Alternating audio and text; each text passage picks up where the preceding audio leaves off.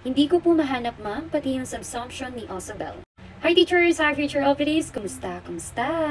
Alam nyo, sa totoo lang may aaminin ako sa inyo. Pagdating kasi sa ganitong topic, nire-relax ko yung mind ko, gusto ko nakafocus ako. Nasa mood ako kapag nag-explain nito. Yung tipong sineset ko talaga yung mind ko. Nagagawa ko ng video para mag-explain or magbigay ng example dito sa TikTok or sa YouTube. Kaya hindi ako ganun talaga nakakapag-video na ngayon.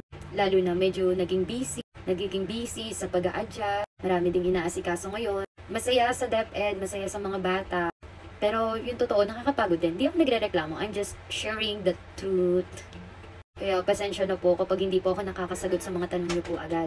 Okay, sino ba itong si Osabel? Pinapasakit niya ba yung ulo niyo? Ay hindi.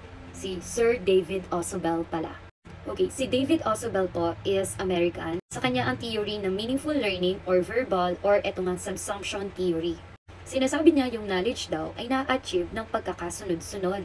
Natututo daw tayo, ang bata, ang estudyante, kapag nakaka-relate siya.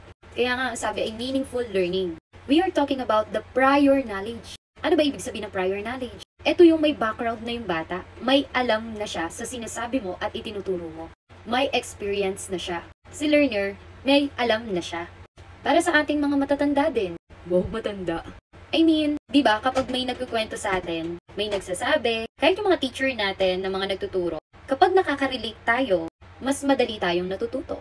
Mas madali nating naiintindihan. And that is meaningful learning. And si Sir David Osabel, may advanced organizer siya. Ito yung expository, narrative, scheming, and graphic organizer. Okay, saan ba mahahanap itong mga sinasabi ko na playlist? Sa mga nagtatanong po, may mga video na po ako tungkol sa mga theory. Hindi pa sila ganun kakumpleto pero marami-rami na rin akong nagawa po at na-share dito sa TikTok at sa YouTube. Sinasabi ko pong playlist, dito po yan sa TikTok. Ito po yung mga playlist, hanapin nyo lang po dyan kung ano yung mga yan. Newtos, reading, DepEd ranking, o taking, kompleto po yan. May Filipino, CurDev, social dimension, facilitating learning, child and adolescents. More on sa facilitating learning and child-ado, nandyan po yung mga theory. Search nyo rin po itong Vinyl Vlogs, may makikita kayo dito na playlist. Ayan, so ito po may mga let review din po, social dimension, gen ed, rationalization, nandyan rin po. And that would be all. I hope you learned something.